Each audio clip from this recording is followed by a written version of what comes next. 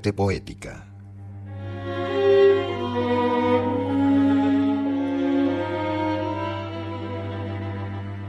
Ven, oh muerte, oh muerte tan mía, clamó el poeta, pasando a la quinta hoja de su composición. Y la muerte, quizá por única vez en la historia del hombre, acudió al llamado tan insistente del bardo laureado. Y el bardo cayó frente al micrófono, cuán largo era con la muerte, que le había entrado por un agujero pequeño en la espalda.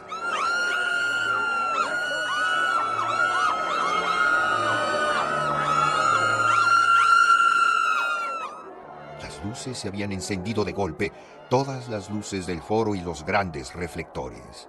La reina gritó, las princesas gritaron.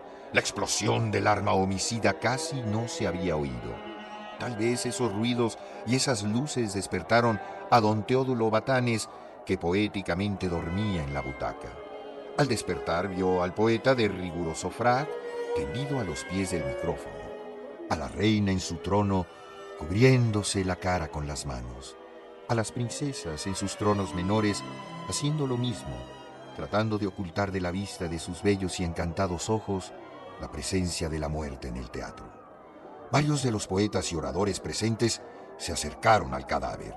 Entonces fue cuando don Teodulo, poniéndose de pie, subió al escenario. Así acabaron los cuartos Juegos Florales de la Universidad de aquel estado, con la muerte del poeta laureado que recitaba en esos momentos su canto intitulado Invitación a la Muerte, en 12 cuartillas a renglón cerrado y verso libre que terminaban en el momento en que el vate laureado iba a llegar al primer gran clímax, en el cual contaba a su auditorio, por lo menos a la parte que aún se conservaba despierta, cómo él había llamado a la muerte, a su muerte, y la había convidado a tomar café.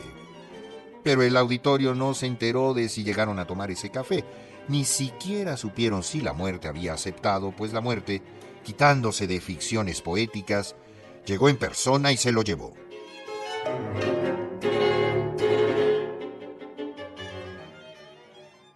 Cuando don Teodulo se acercó al poeta, el doctor Roela se incorporaba y se limpiaba los pantalones del smoking. «Está muerto», dijo. «La bala le entró por la espalda y tal vez le partió el corazón». ¡Que no salga nadie del teatro!, gritó alguno. Entonces la reina aprovechó la oportunidad para desmayarse y rodar estrado abajo, haciendo un batidillo de la cola, el cuello Médicis y las amplias faldas. Las princesas, que en todo querían ser breves reinas, hicieron otro tanto, aunque por falta de cola y de estrado, sus desmayos fueron mucho menos emocionantes.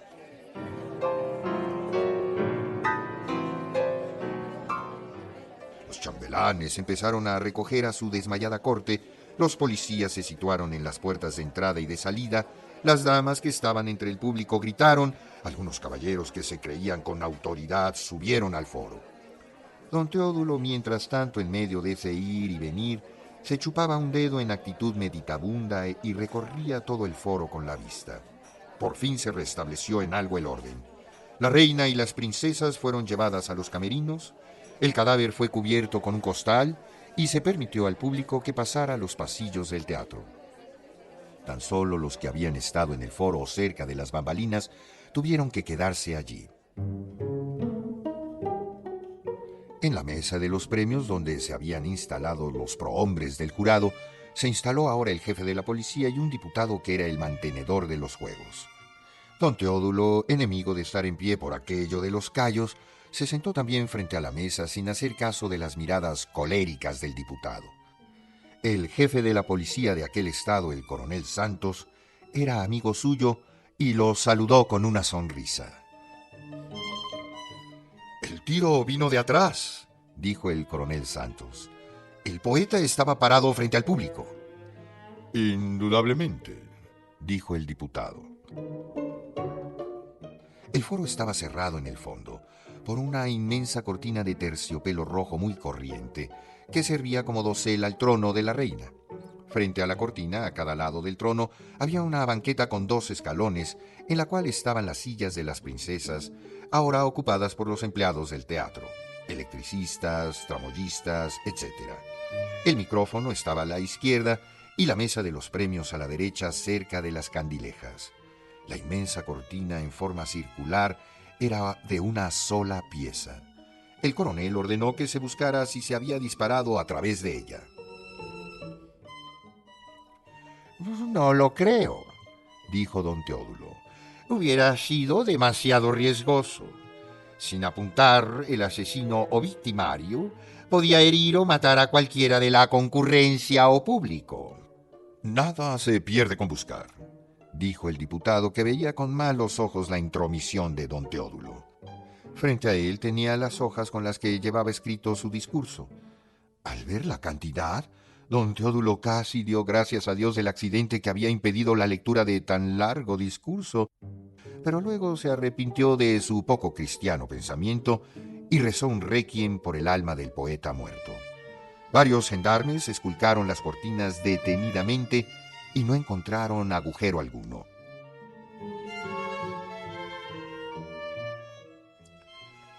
Hay que ver si el tiro vino de abajo o de arriba, opinó el doctor.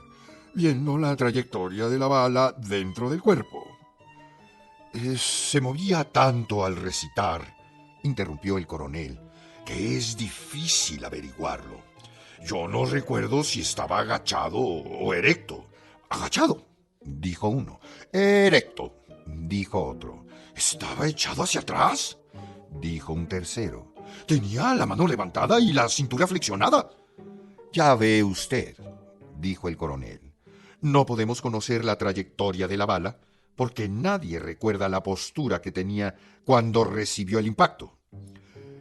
Entonces debe haber sido alguno que estaba del otro lado de las cortinas y atrás de él, dijo el diputado. Tan solo estaban la reina y las princesas, sus chambelanes y usted, señor diputado, dijo el coronel.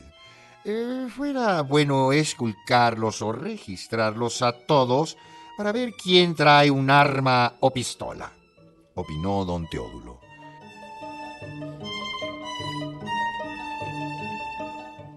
Inmediatamente se adelantaron los chambelanes y ninguno de ellos llevaba pistola. El diputado, algo ruborizado, sacó una 45 que traía oculta en las faldas del frac, pero que, como pudo comprobar el coronel, no había disparado. La recámara y el cargador estaban llenos y no olía a pólvora. Varios de los empleados del teatro, unos 8, se adelantaron, arreados por 3 gendarmes, y pusieron sobre la mesa sus armas, aclarando uno de ellos que las usaban para protegerse de noche cuando se iban tarde a sus casas. En total eran 9 pistolas con la del diputado, de diferentes calibres y formas, pero ninguna de ellas había sido disparada.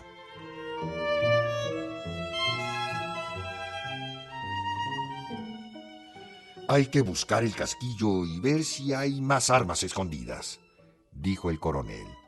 Varios policías se pusieron a buscar cuidadosamente, mientras el coronel procedía a interrogar a todos los presentes y el doctor ordenaba que llevaran el cadáver a uno de los camerinos para sacarle la bala y ver su calibre. Otros policías esculcaron todo el teatro, pero no hallaron nada. Los que buscaban el casquillo tuvieron la misma suerte. Cuando regresó el doctor venía asombrado. Traía en la mano un objeto pequeño, una especie de bola de plomo. No es de ningún calibre, dijo poniéndola en la mesa. Es parecida a las balas de las escopetas antiguas. ¿Hay armas antiguas en el teatro?, preguntó el coronel. No, respondió el gerente, que acababa de aparecer en el foro después de calmar al público. Era un muchacho de unos 30 años, sobrino del diputado, el cual le había conseguido el puesto, que era incapaz de desempeñar, según pudo observar don Teodulo. Todo el foro estaba hecho un asco. Montones de basura, muebles y telones rotos, cuerdas cortadas que colgaban de todos lados, Por el piso tropezaba uno con cables eléctricos que salían fuera de los tubos que para tal efecto estaban tendidos y mal cortados. Pero era el Teatro del Estado y el puesto de gerente se daba por influencias.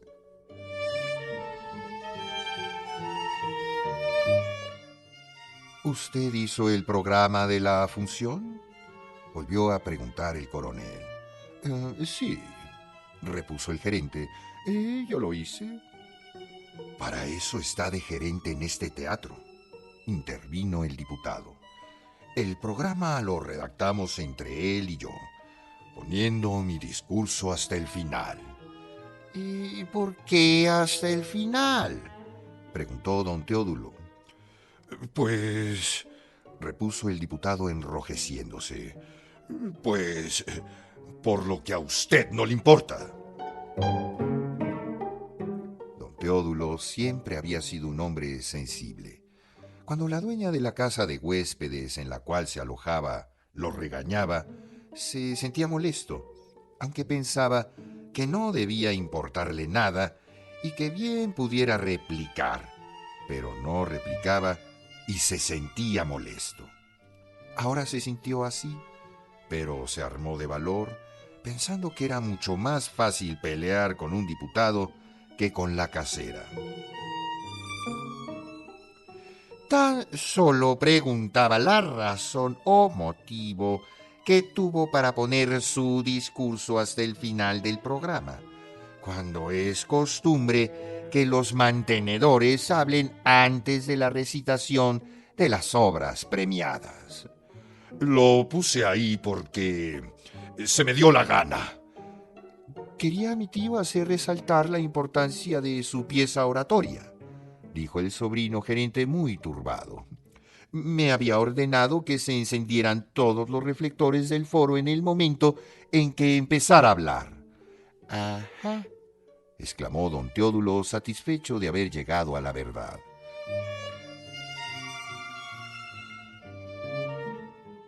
Después de esto, pareció perder todo interés en seguir molestando al diputado y en los interrogatorios que iniciaba el jefe de la policía.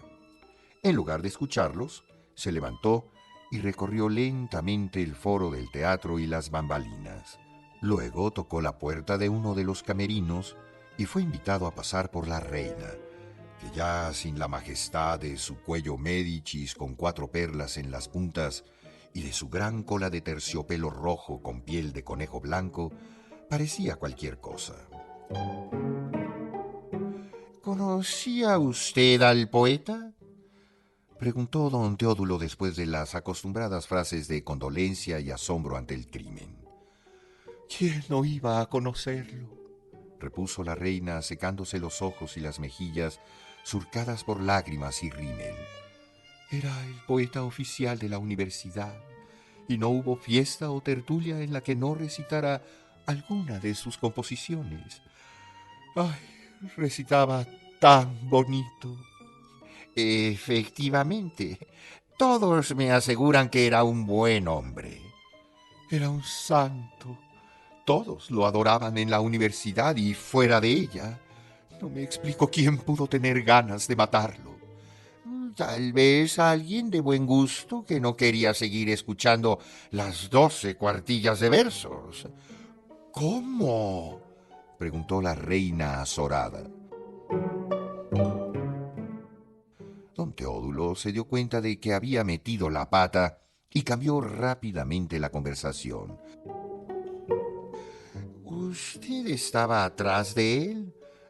Sí. No podía verle la cara, pero no le perdía una sola palabra. Ven, oh muerte, oh muerte tan mía. ¿Y entonces usted oyó o percibió el tiro? No lo noté hasta que cayó, aunque me pareció ver cerca del trono un estallido chico y luego olía a pólvora quemada, como huelen en las fiestas cuando tiran cohetes. ¿De qué lado del estrado o trono? Del lado izquierdo, pero no sé qué pudo haber sido. No sonó como un disparo de pistola, parecía más bien de cohete. Ya ve usted que las pistolas y los rifles, aparte del estallido, hacen un ruido como de un chiflido, un ruido silbante y largo. Ya comprendo, dijo don Teodulo, que veía los esfuerzos de la reina por explicar el sonido que había escuchado. ¿Tiene usted experiencia o práctica con pistolas o armas de fuego? Sí, soy campeona infantil de tiro con pistola. Después de admirarse por el hecho de que una reina tan bella fuera campeona de tiro con pistola, don Teodulo salió del camerino y entró al de las princesas. Una de ellas lloraba en una banca y las otras pretendían consolarla. Charito era la novia del poeta, dijo una de ellas, la más fea, tanto que podía ser la confidente de sus amigas. ¿El poeta laureado no escogía a la reina?, preguntó don Teodulo. Eso dicen, pero no es cierto. Había escogido a Charito, pero los organizadores no lo permitieron y escogieron a la otra, que había sido novia del poeta hace un año. ¡Ella lo mató!, gritó Charito alzando la cara. ¡Ella lo mató! Porque se hizo mi novio, porque me había escogido a mí.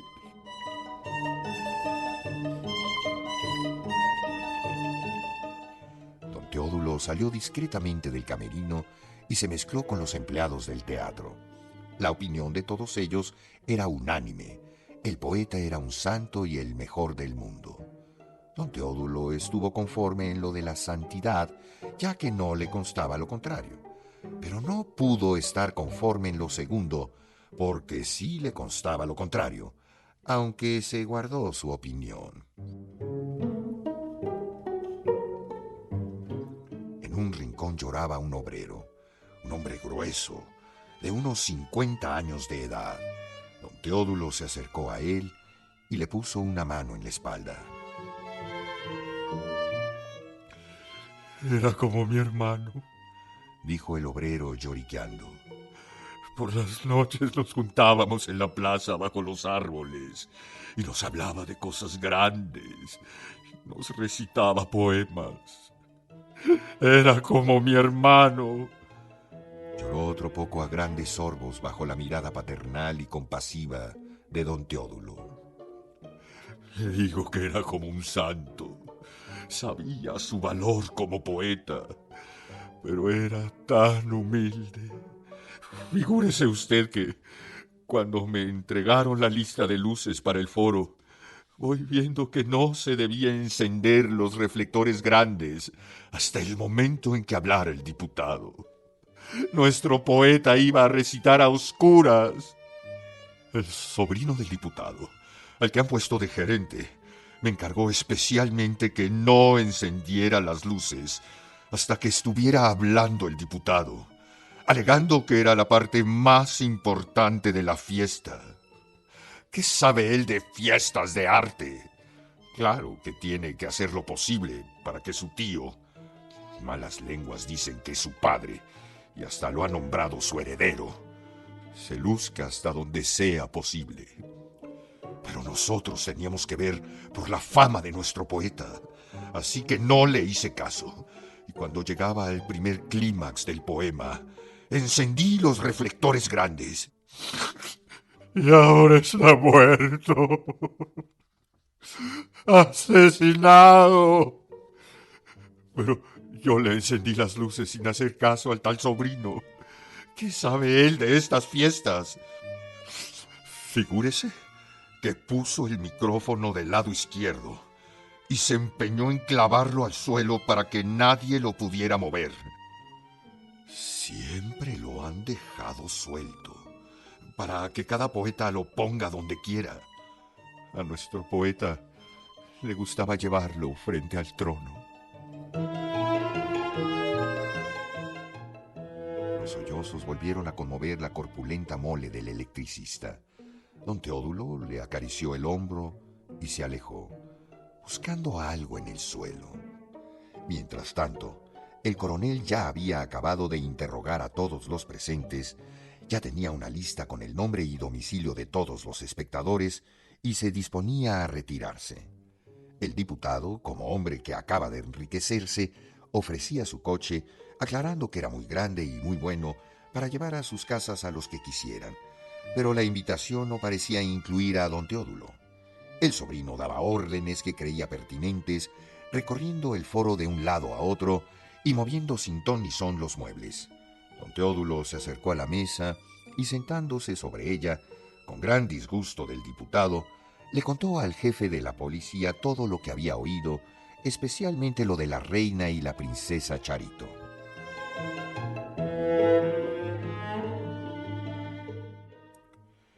¿No sería la reina? Preguntó el coronel en voz baja. Don Teodulo sabía que el coronel era un alma romántica y en todos los crímenes que le tocaba investigar buscaba el lado amatorio. Este era un caso que ni mandado hacer. De pronto se le iluminaron los ojos y empezó a hablar aprisa. Pudo traer la pistola, una antigua, de esas que se cargan por la boca, escondida en el traje. Es tan amplio que bien pudo esconder. No digo una pistola antigua, hasta un pequeño cañón. Cuando el poeta llamó a la muerte, ella disparó para vengarse de él, porque la abandonó después de enamorarla y escribirle poemas. Creo, señor coronel, que se está dejando llevar por su imaginación novelesca. No, ella tenía motivo. Es campeona de tiro con pistola. A tan corta distancia no necesita apuntar. Por ver al poeta nadie la observaba. Tal vez por eso escogió un clímax. Seguramente aún trae la pistola en su traje o la ha escondido en el camerino. ¿Piensa esculcarla o registrarla? Yo me inclino a creer que fue uno de los obreros, Dijo el diputado. Siempre han sido revoltosos. Mi sobrino ha tenido dificultades con ellos.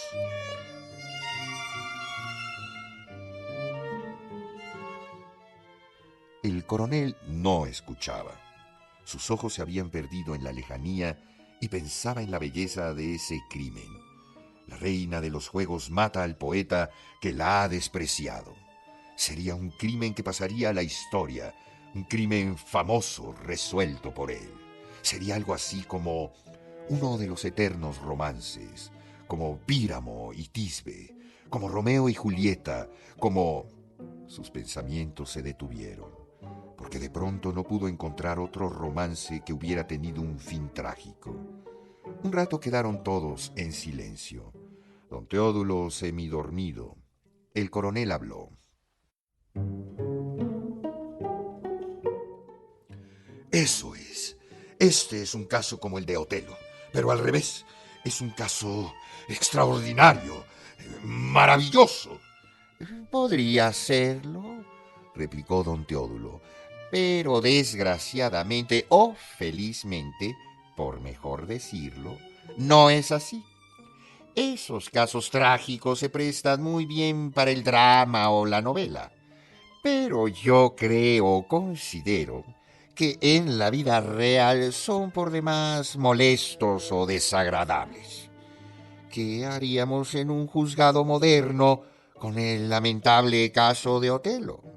¿Qué poesía podía quedar después de una autopsia, presentación del cuerpo del delito y todas esas cosas? No, señor coronel, usted se ha dejado llevar por un arranque lírico, afortunadamente falso. Pues yo estoy por registrar a la reina y su camerino. Yo estoy por consignar a los obreros, interrumpió el diputado. No fuimos nosotros, dijo uno de los tramoyistas que se había acercado a la mesa. ¡Cállese!, le gritó el sobrino gerente. Alguno de ustedes fue. Solo ustedes tenían pistolas. También la tiene o usa su tío, interrumpió don Teodulo. Y además, gritó el sobrino sin hacer caso de la interrupción, ustedes se han dedicado a crearme conflictos, a crear una situación insostenible que tiene que acabar. Acabará cuando lo corran, dijo el tramoyista indignado. Lo han puesto aquí por las influencias de su tío, o lo que sea suyo el diputado. Y no entiende usted una palabra del asunto del teatro. Se pasa el día en parrandas y jugando a la baraja. Queda usted despedido. Silencio, ordenó el coronel. Esto no es asunto nuestro. Aquí estamos investigando un homicidio que se realizó frente a nosotros, frente a 2000 personas, y no sabemos cómo se hizo ni encontramos arma alguna. Insisto en que aprenda usted a los obreros. Con toda seguridad fue alguno de ellos. Si no es que todos. Ya ve usted cómo son levantiscos, dijo el diputado. ¿Para qué habrían de matar al poeta?, preguntó don Teodulo. Todos lo querían bien. Era como nuestro hermano. Casi todas las noches se juntaba con nosotros a platicar, dijo un tramoyista.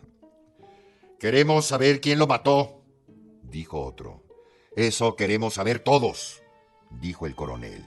Pero como aquí ya no averiguamos nada, después de registrar a la reina... Es inútil eso. No fue ella, dijo el diputado. En eso y por primera vez estamos de acuerdo el señor diputado y yo. No fue ella, dijo don Teodulo. Fueron los operarios. Solo ellos tenían pistola, dijo el gerente. Pero si no lo mataron con ninguna de estas armas, no sabemos siquiera qué arma se usó, dijo el coronel. Eso sí lo sabemos, dijo don Teodulo. ¿Cómo? Digo que es fácil averiguar o saber con certeza qué arma se usó para el homicidio o asesinato en cuestión. Una pistola o revólver es, en resumidas cuentas, un tubo que se carga con pólvora y una bala o proyectil. Aquí veo muchos tubos. Don Teodulo se acercó al lado izquierdo del trono y buscó debajo de los cortinajes. Había allí 2 tubos cortados. Se agachó y los olió. Cuando se puso de pie, sonreía. Esos tubos son para conducir los cables eléctricos, dijo el sobrino. Pero en este caso conducían la muerte, que con tanta insistencia llamaba el poeta. Veo que en cada punta o extremo de este tubo entran 2 cables eléctricos que no salen por este otro extremo que se abre hacia el público, lo cual me indica que hicieron lo que técnicamente se conoce como cortocircuito, el cual originó una chispa que provocó la explosión de la pólvora, la cual a su vez lanzó la bala. Pero ese tubo está pegado al suelo, interrumpió el coronel. La bala no podía salir de allí y dar en la espalda del poeta. Ahora está pegado al suelo, pero pudo estar en otra postura. Mire usted cómo no es difícil o trabajoso doblarlo. Cuando el asesino vio que su crimen había resultado, se acercó a este sitio y dobló de nuevo el tubo para pegarlo al suelo o piso.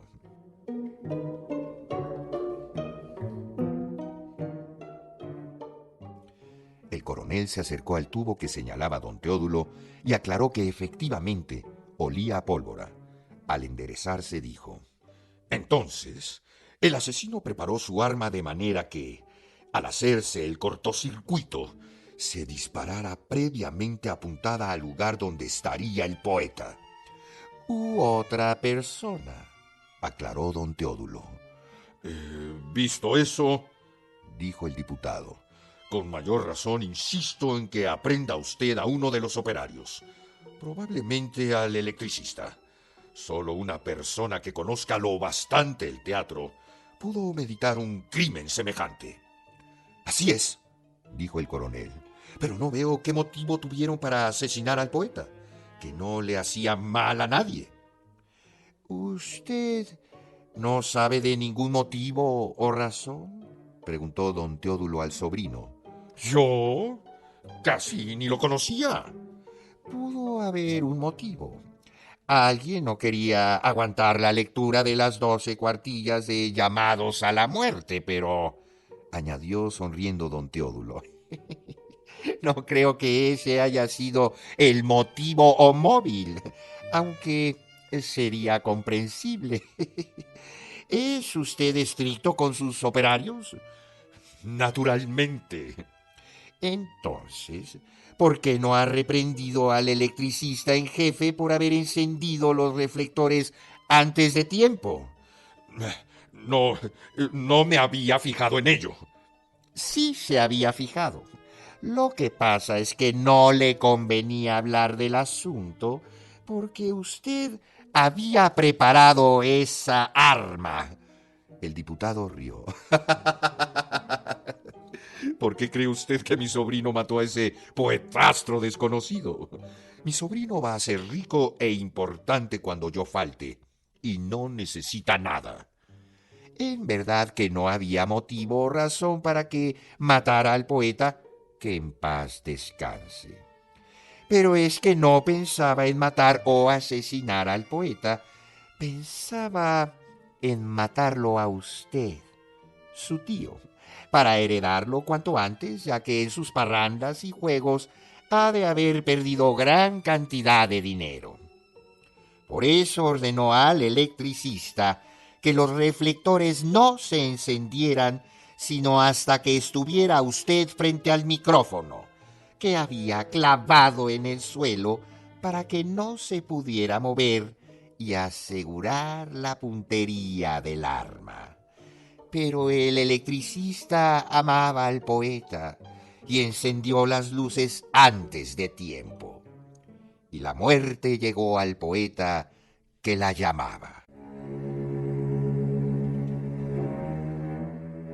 El sobrino de pronto se puso de un salto fuera del escenario y corrió a la calle para caer allí en brazos de los gendarmes que el coronel había puesto en las puertas.